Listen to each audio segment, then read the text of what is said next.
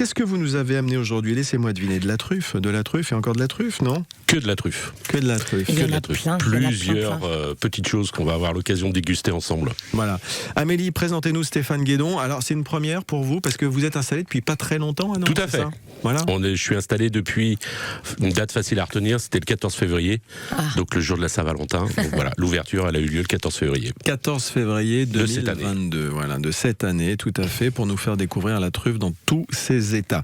Alors, on a dit qu'on en parlerait d'ailleurs entre nous, avant de parler des bonnes choses. On est dans un contexte où effectivement, on va peut-être un peu plus surveiller ses dépenses de Noël, mais est-ce que je peux quand même me faire plaisir avec de la truffe à Noël? Oui, Stéphane? tout à fait. Tout à fait, on peut se faire plaisir avec des plats assez simples qu'on aura l'occasion et j'aurai l'occasion d'expliquer. Mais effectivement, moi j'ai la chance d'avoir une gamme très large qui fait que tous les budgets peuvent être concernés, puisque si on prend la fourchette, ça va de 4 € à 115 €. Voilà, c'est assez large. Donc on peut se faire plaisir avec des petits budgets, sachant que la moyenne est assez basse. Alors ça nous rassure déjà, Amélie. 4 €, c'est quoi? 4 €, alors on est sur l'apéritif. C'est tout ce qui est des chips, des graissins, des choses comme ça. Et puis après, quand on est sur des petits pots comme ils sont présentés là, on est sur des budgets de 6 €. Donc pour 2-3 personnes, voilà, on peut agrémenter des plats à ce niveau-là, quoi. Alors les petits pots, elle les a dans les mains, Amélie, c'est des petits pots de combien de grammes? Je suis partie 45 grammes. chercher tout ça. Alors on a du 45 grammes là devant moi. C'est quoi? C'est de la truffe râpée? C'est quoi? C'est des morceaux de truffe? C'est quoi? Alors, à l'intérieur, c'est des préparations, soit à base de fromage, soit à base de légumes. Ah bah tiens, je vois les gourmands qui arrivent. j'ai le fromage là. Je vois les gourmands qui arrivent pour déguster. Une déjà, spécialité voilà. au parmesan, c'est ça? Tout Et à fait. truffe Tout à blanche, fait. 3%. Alors, donc ça doit être de la truffe italienne, spécialité au parmesan. Alors moi, c'est que de la truffe italienne, exactement. Signorini Tartuffe. Attendez, si vous me le donnez, Amélie, je vais le mettre dans ma poche. Je vous le donne. Voilà, Moi, qu'est-ce que spécialité j'ai? au parmesan, Un d'accord. délice de cèpe et truffe blanche d'Alba, 2%. Ça a l'air fou. Alors, les cèpes, c'est déjà un champignon qui a une personnalité. La truffe, c'est un tubercule unique. On arrive à associer les deux et on s'y retrouve. tout à On fait. trouve les deux goûts ou pas? Tout à fait. Le but, c'est les pourcentages veulent dire tout dire et rien dire. Le but, c'est surtout d'avoir le goût des deux aliments. Donc le cèpe, c'est assez fort. Donc automatiquement, on met une truffe, la truffe blanche d'Alba, qui est également assez forte pour pouvoir avoir vraiment le goût des deux lorsqu'on déguste, quoi. Il y a tout un rituel autour de la truffe, on est d'accord? Moi, je me souviens, je suis allé dans le Périgord, voilà, en immersion pour mon boulot, pour découvrir un petit peu. Les marchés, c'est quand même très spécifique. Je parle de la truffe du Périgord, mais vous allez me parler de la truffe italienne. Mais je crois que la truffe, quand elle arrive sur le marché le matin, elle pèse un certain poids, puis au fur et à mesure, il y a une évaporation. Enfin, il y a tout un rituel autour de la truffe. Ouais, tout à fait. Moi qui réceptionne de la truffe fraîche, puisque j'en commande pour les clients, c'est l'or noir entre guillemets, c'est un petit bijou, donc faut l'entretenir pour éviter qu'elle perde. Donc tous les jours, je fais mon petit rituel pour éviter qu'elle perde en poids. C'est quoi le petit rituel pour éviter qu'elle perde en Moi poids? j'étais curieuse aussi. Bah oui. J'ai un petit rituel. Mais... C'est assez Je simple. peux pas le dire. C'est quoi le petit C'est rituel? assez simple parce que finalement tout le monde peut le faire. C'est de la mettre dans du sopalin. Okay. Pour qu'elle garde son humidité, c'est ça? Qu'elle garde l'humidité, tous les jours il faut le changer et mettre ça dans une boîte hermétique et au frais.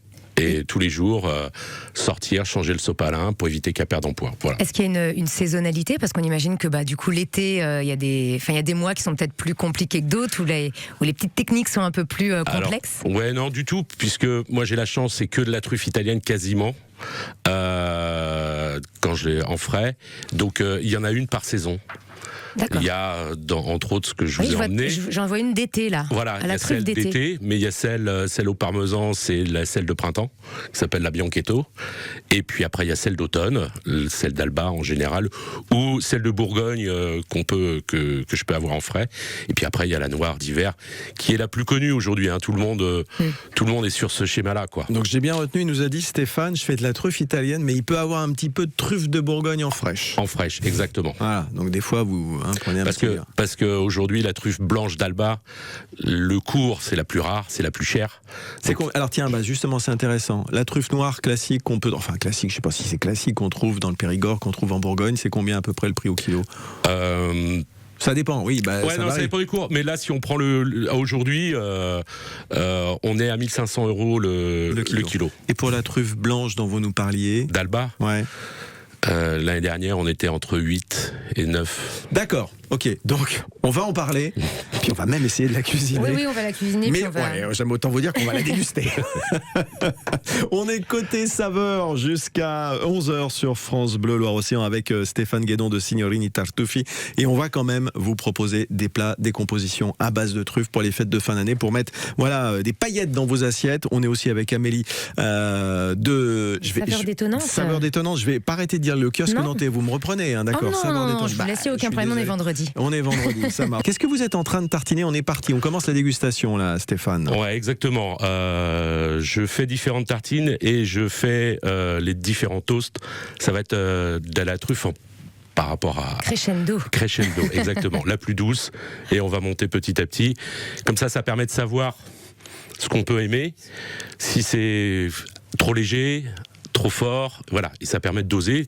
Comme je disais, on a la chance, moi j'ai la chance d'en avoir 4 types de truffes, donc pour les gens, certaines personnes disent j'aime pas la truffe parce que c'est trop fort, donc on descend. Alors ça on en a parlé en toute liberté entre nous en préparant l'émission, d'ailleurs Amélie elle était d'accord avec moi, la truffe on aime ou on déteste. Ouais, moi je le mets en tout cas on apprécie peu, et moi je confie, je fais partie de ces gens où alors vous allez peut-être me faire changer de religion, Stéphane, mais j'arrive pas à autant je suis un grand consommateur de cèpes, autant la truffe j'arrive pas à trouver le déclic quoi, pour franchir le pas. Alors je compte sur vous pour me convertir. Pour me convertir. Exactement. Voilà, mais ce sera une conversion agréable, ça, là, allez-y, pas de souci. Alors on invite aussi mes petits camarades, tiens, je pense à Jean-Jacques, à mes petits camarades journalistes là-bas qui sont en train de préparer les journaux à venir nous rejoindre pour déguster avec nous. Oui, habituellement, on va connaître la truffe dans des pâtes, dans des pizzas, des choses comme ça. Mais en effet, on disait tout à l'heure, le goût est un peu fort. Il est très prononcé. Ouais. Voilà. Et comme il y a des gens qui n'aiment pas du tout les champignons des bois, comme le sapin. Tout à fait. Qui n'y arrivent pas. Et là, on imagine que mélanger à une préparation, ça peut peut-être passer pour la plupart. Et en effet, avoir un budget un petit peu moindre. Là, du coup, redites-nous ce qu'on goûte. Donc là, c'est parmesan à la truffe, à la bianchetto. C'est celle de printemps. Donc c'est la plus légère. Moi, c'est un parfum très agréable, mais presque citronné ou aillé un petit peu. Alors oui, c'est ça. Ce qui est la blanche, tous mes clients, mes clientes disent il y a un petit goût aillé. Il n'y a pas d'ail dedans. Mais on a l'impression. On a l'impression. Ça, c'est le parfum de la blanche qui fait qu'on a l'impression que c'est légèrement aillé, une petite chose comme ça. Là, c'est du parmesan. C'est une crème de parmesan, donc c'est très doux. On peut ne pas sentir la truffe d'ailleurs. Donc ça veut dire que non mais je dis bien on peut. Après c'est franchement en fonction des papilles. Alors si on la sent, moi j'ai jamais mangé de truffe blanche, ça n'a rien à voir avec la truffe noire que j'ai pu goûter. Tout à fait. Strictement rien. Tout à fait. Là pour ceux comme moi qui sont un peu repoussés entre guillemets par l'aspect assez brut de la truffe quand même, c'est assez, on sent le terroir quoi dans la truffe, la terre. Tout à fait. Là non, c'est doux. C'est très doux. Et je suis d'accord, on a l'impression qu'il y a de l'ail dedans. Normal. Voilà. Normal. Mais vous mettez ça dans les pâtes ou un risotto, et pour faire découvrir à des gens la truffe, moi c'est ce que je fais. Je commence toujours par celle-ci pour savoir s'ils aiment ou pas la truffe. Donc là non. Oui, allez-y. Pardon, j'allais dire, on les met en fin de cuisson. Par contre, parce que là j'étais déjà moi dans ma cuisine avec mes pâtes, mon risotto. Moi là j'étais sur mon toast, tout simplement. Parce que nous on a goûté sur un toast, on peut se faire des tartines comme ça tout simplement à l'apéro. Avec quoi comme vin? Alors après le vin, ça c'est franchement en fonction des gens. Je vais chercher notre copie de modération. Modération, tu peux venir? Ok, voilà, elle est là. Allez-y. Non, mais un Bordeaux ou un Côte-du-Rhône. Ah oui, il faut quand même quelque chose qui tienne la route. Parce qu'on est quelque chose de très doux, donc quelque chose qui est un peu épicé, quoi. Tout à fait. Ça me c'est pour ça que je me disais, est-ce que là, dans les préparations, on les met en fin de cuisson, ça se passe pas dans une poêle, Alors, on peut, tout ce qu'on va déguster là, on peut les faire chauffer. Ah, d'accord. Donc ça, c'est l'avantage. On peut le faire sur des toasts comme ça à l'apéritif, mais faire chauffer, fait ses pâtes, fait ses risottos. On dégrade pas la qualité du produit. Tout à fait. Soit les pâtes, on fait cuire, on fait chauffer un petit peu dans une casserole, puis après on verse. Ou pour le risotto, en fin de cuisson, comme on fait, comme on peut faire avec un risotto. C'est quoi les proportions si on part sur un risotto pour 4 personnes? C'est quoi la proportion là quand on rajoute en fin de cuisson? À peu près ça. À peu près ça, le petit pot. Le petit pot, il fait 45 grammes. 45 grammes. Donc on le délaye généreusement. Tout à fait, en fin de risotto. Là, j'ai faim. Alors attendez, on va vous trouver une plaque de cuisson si vous voulez. Et là, je vois Amélie qui a déjà le nez sur autre chose. Je ne sais pas ce que c'est. Mais il y a trop de choses dans ce studio là. Des saveurs détonnantes. Je vais passer à la boutique, je pense, en sortant du studio. Hein. Je précise qu'on est en train de déguster dans ce studio, déjà pas mal de monde, mais si vous voulez nous rejoindre, mes petits camarades, pour nous dire ce que vous en pensez, notamment de la truffe blanche, c'était assez bluffant, moi j'ai trouvé. Là, on passe sur quoi? Qu'est-ce que vous m'avez proposé là, Stéphane? Alors là, c'est de la truffe d'été, c'est sauce noire à l'encre de sèche. Ah oui, parce que je me disais, elle est très très noire, mais il y a de l'encre de sèche aussi. Voilà. Alors la sèche n'a pas trop de goût. Donc c'est terre-mer. Exactement. L'encre de sèche, c'est quand même très iodé. Voilà, donc c'est pour ça que vous allez avoir le petit goût iodé qui va ressortir. Alors, je goûte. Alors là, c'est complètement différent. Eh ben, on sent la mer. Hein. Oui, c'est ce que j'allais dire. Là, on sent la mer. Ouais. On dirait un petit tartare d'algues. Ouais, tout à fait. Alors, c'est excellent. Et ça, on mélange ça là pour des plats, un poisson blanc. Tout simple. Pour les fêtes, là, éventuellement, moi je conseille avec une noix de Saint-Jacques, snacker ou au four, et on pose juste dessus, ça va, avec la chaleur, ça va fondre et ça va imprégner soit le poisson, soit la Saint-Jacques. Il est doué, hein. Il est doué là pour nous faire rêver. Moi, je sais pas ce que vous en pensez, mais je trouve que quand même, ça reste très discret au niveau de. C'est pas très prononcé en truffe, hein. Ça reste très très très discret. Tout à fait. Et celle d'été, effectivement, elle est légère. Et la particularité de cette truffe, elle est noire à l'extérieur et elle est blanche à l'intérieur. Donc les gens me disent que c'est de la blanche, alors quand je leur montre à l'extérieur, elle est noire, voilà. Et c'est vrai qu'elle est assez léger, c'est pas très puissant et ça convient à pas mal de gens par rapport à la noire d'hiver qui est vraiment très terreuse. Alors voilà, c'est ce que j'allais vous dire pour qu'on ait un petit repère. La noire d'hiver qui est un peu terreuse, vous nous parliez de temps en temps, vous avez de la fraîche de Bourgogne, vous disiez, rien à voir avec celle qu'on vient de déguster là. Donc. Non, c'est encore un petit peu plus puissant. Ouais, un petit peu plus, donc plus puissant. Voilà. Est-ce qu'il y a une question de terroir? Je me pose la question depuis tout à l'heure, parce qu'on parle de différents régions, regardez, ça pousse dans notre studio. Parce que finalement, on a l'impression que c'est un peu comme le vin, hein, cette dégustation qu'on est en train de faire. On monte un peu de niveau, comme une torréfaction de café. Tout à fait. Je suis bluffée par la variété et puis tout ce qu'on peut apprendre. Je vais passer un peu de temps dans la boutique, je pense. C'est plutôt dans les régions calcaires. Finalement, quand je vous expliquais qu'en France, c'était de la Drôme, le Var, et ça remontait jusqu'en Bourgogne. En Italie, c'est juste de l'autre côté de la chaîne des Alpes. Là, il y a la Blanche, c'est surtout ici, dans le Piémont, dans la région de Turin. Où quelle belle région. Voilà. Quelle belle région. Je dirais pas plus. qui a de la production, et la Blanche d'Alba, qu'on évoquait tout à l'heure, effectivement, c'est juste en dessous de Turin. Donc c'est vrai que le terreau est très important, quoi. On va déguster quoi, là? Et puis surtout, on va passer dans les recettes. C'est toujours de la truffe blanche, ça, ou pas? Là, c'est la truffe blanche d'Alba. D'accord. Donc celle d'automne. Je vais suivre Amélie. Voilà. Et alors, ça, c'est quoi ce que je mange là, le petit? Alors, c'est des cèpes, tout simplement, avec de la truffe blanche. Donc, il y a toujours cette odeur un peu aillée, c'est marrant. Ouais, la blanche, elle ressort beaucoup comme ça. Alors là, on sent. Je posais la question tout à l'heure, le cèpe qui a du caractère, la truffe qui a du caractère, même si la truffe blanche est plutôt assez douce, je trouve, par rapport à la. Là, on sent plus le cèpe. Ça peut se faire. Là, moi, je trouve, non? Ah, si. Il y a un petit peu d'acidité, et qu'on retrouve dans le cèpe. Voilà. De toute façon, les assemblages sont faits. Et en deuxième bouche, je trouve. En deuxième rideau. Ouais. Souvent, sur les dégustations, on a l'aliment, l'assemblage de légumes, et après on a la truffe. Il y a un seul, et on le dégustera après, où c'est juste l'inverse. On sent la truffe. Et après, on sent il y a de la longueur en fait dans la dégustation. On a une sorte de pétillement en bouche, et après, ce qui reste, c'est vraiment la truffe. C'est hyper agréable. Et là, tout ce qu'on a dégusté pour l'instant, effectivement, je disais dans les pâtes ou le risotto, mais vous faites un écrasé de pommes de terre ou des œufs brouillés, juste des œufs brouillés, j'en fais souvent. Mais oui. Alors, un brunch à la truffe, allez, hop là, le 25 décembre. Des œufs brouillés, une cuillerée à. On a Jean-Jacques, un gourmand qui vient déguster. Viens déguster quelque chose, Jean-Jacques. Qu'est-ce que vous lui proposez de déguster, Stéphane? Ah, là, on va déguster autre chose, là. Allez. Donc, vous nous disiez dans les œufs brouillés. Dans les œufs brouillés. Je fais mes œufs. Voilà, et une cuillerée par rapport à une cuillère à café. À la fin de la cuisson? Ouais. À la fin de la cuisson, vous mettez dedans. On mélange ou on le pose juste dessus? Et après, voilà.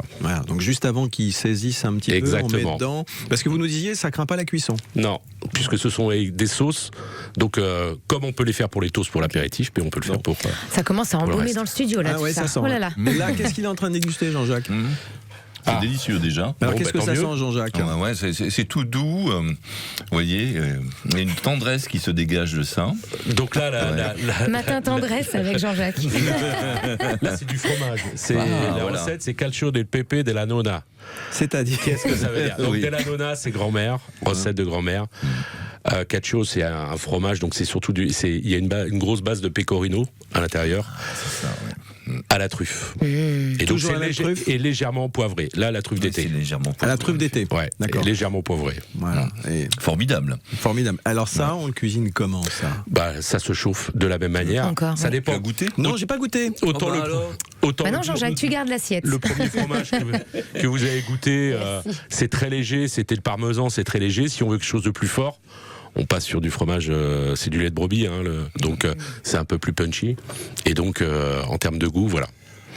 Alors par contre, moi je suis malheureusement un bec sucré. Et je suis en train de me dire, bon bah là c'est chouette, parce que pour l'apéro, il y a quand même pas mal de recettes, pour les plats aussi. Mais du coup...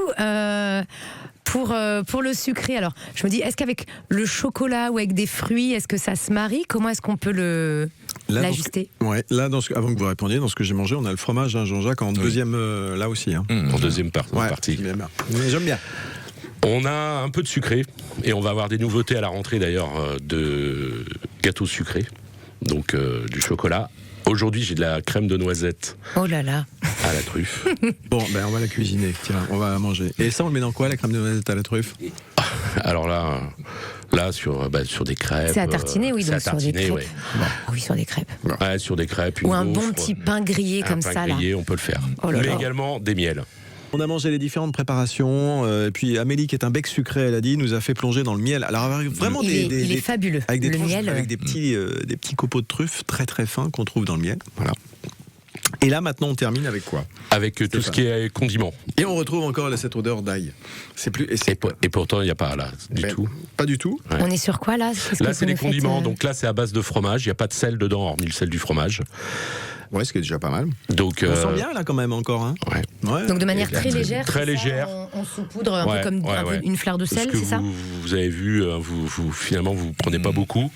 Et ça reste bien en bouche, quoi. Ah ouais, ça reste bien en bouche, en Ça, c'est effet, quoi, longtemps. celui-là, qui est un peu. Ça, c'est ail et piment. Ail et piment. Je l'aime Moi, je fais beaucoup. comme ça. Hein.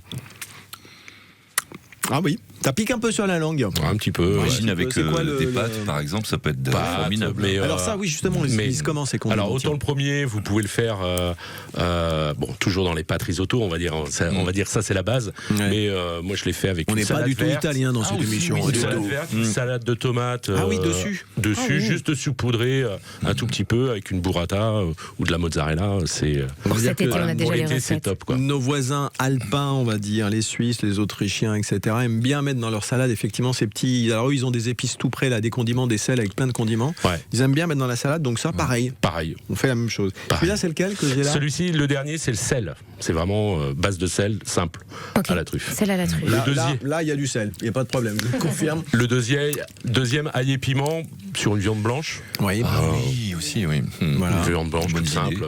Voilà. Donc, on rappelle que vous êtes rue de Verdun, Signorini Tartufi, hein, que les petits pots qu'on a là, qui viennent accommoder nos risottos, nos pâtes, nos plats, il y a un exemple qu'on peut mettre sur les coquilles Saint-Jacques. Vous nous avez dit juste une petite cuillère en fin de cuisson sur la coquille Saint-Jacques, tac, voilà, pour que ça baigne.